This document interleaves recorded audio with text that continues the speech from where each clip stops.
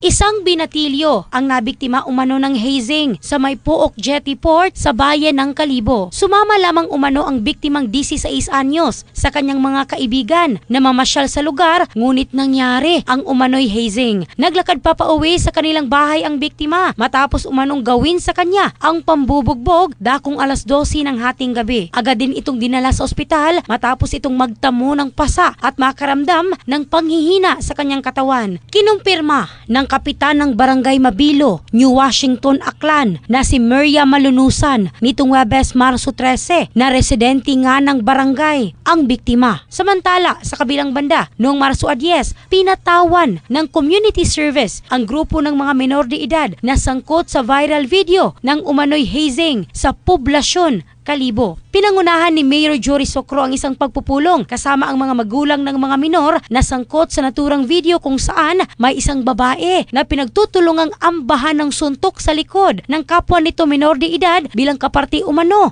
ng hazing. Nitong Marso 11 naman, sa press conference ng MSWDO Kalibo at Kalibo MPS, muling pinaalala ng mga ito sa kabataan ang kahalagahan ng pag-aaral ng mabuti at ang pag-engage sa iba pang mga bagay na may katuturan kagaya ng mga sports activities. In the heart of changing lives, ito si Michelle Craste ng Brigada News Philippines, the Music and News Authority.